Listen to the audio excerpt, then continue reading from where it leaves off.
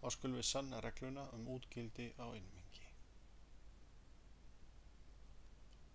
Setjum hana fram, látum f vera samfellt raungilt fall af einni raunbreytu. Skilgreint á lokuðu og takmörkuðu bili með endapunkta A og B, þar sem A er strangt b. Og gerum auk þess ráð fyrir f sé deildanlegt á opna bilinu frá A til B. Ef f tekur hæsta, hinn möguleikinn lægsta gildi í punkti C á einmenginu, þá f merkt í C jafnt 0. Og við skulum gefa sönnun fyrir bæði tilvikin. Sönnun 1 þegar f af C hæsta gildið. Gerum ráð fyrir, það þýðir bara sama og gefið gerum ráð fyrir að f taki hæsta gildi í punkti C á einmenginu. Samkvæmt skilgreiningunni þá þýðir þetta það að f merkt af C stærra eða jafnt og f af x. Því að það hugsanlegt að f af x fyrir eitthvert x hér sé líka hæsta gildi. Og svo skoðum við bæði tilvikin þegar x hægra megin við C og svo þegar x vinstra megin við C og gerum okkur litla skýringamynd hérna í fyrsta lagi.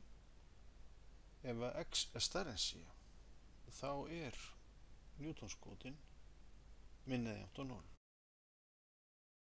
Það út af því að þessi tala hér, f af x mínus f af C, getur aldrei verið jákvæð, en hann sem sagt neikvæð tala, en x mínus C jákvæð tala, því x hérna hægra megin við. Sem sagt f af x mínus f í C minna eða jafnt 0 og x mínus C stærri en 0. Og þetta gildir almennt. Það sama ef við færum x-ið hérna í áttina að C-inu með markgildisreikningum, smíðum runu sem stefnir á C að ofan, að þessi ójöfna gildir alltaf. Öðru lagi, þá skoðum við x minna en C. En þá fullyrði ég að f af x mínus f af C á móti x mínus C sé stærra eða jafnt 0.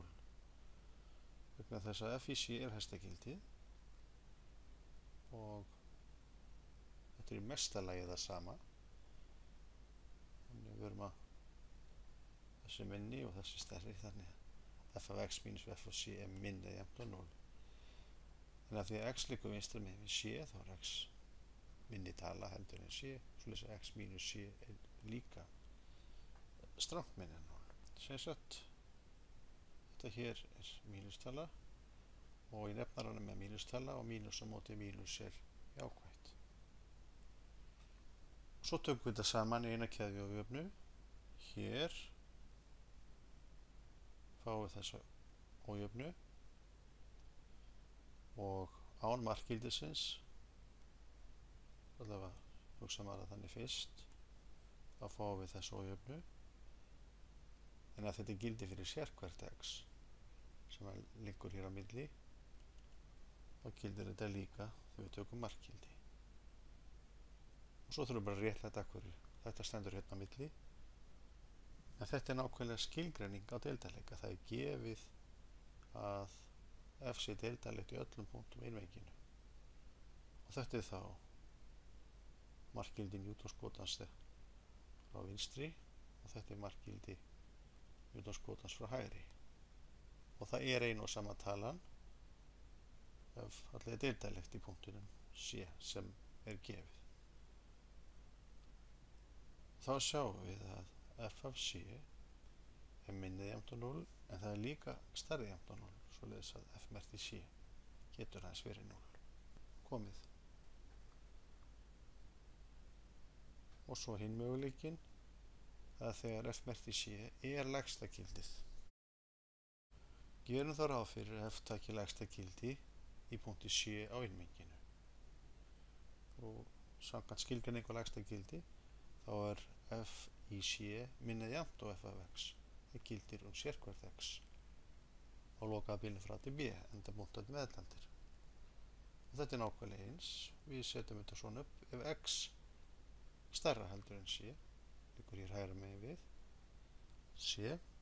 Þó er fullyrt fyrst f af x mínus f af c á móti x mínus c er jákvætt. Af hverju? Vegna þess að þetta er minnsta gildi, þannig að þetta er ekki minna, svoleiðis að mismunurinn er jákvæður. Og x liggur hægra megin við c á rauntalnarmílunni, það þýðir bara x mínus c er stærri en 0. Við táknum þá hallatala sneiði línu í gegnum þessu 2 punkta. Svona, og hallinn er jákvæður. Í öðru lagi, ef x er minni jafnt á c, þá erum við að skoða þetta hérna tilvik, þá er Newtonskotinn minni jafnt á 0. Það er að segja, hallinn á þessari línu er neikvæður. Af hverju? Vegna þess að f af c er lægsta gildi, f af x er ekki minna. Þess vegna er þetta, þessi mismunur er jákvæður, en x liggur vinstra megin við c, svoleiðis að x mínus c er minni en 0. Og svo er þetta nákvæmlega eins og áður, þess að hérna ójöfnu fáum við héðan. Hérna er hún. 2. Og þessa hérna ójöfnu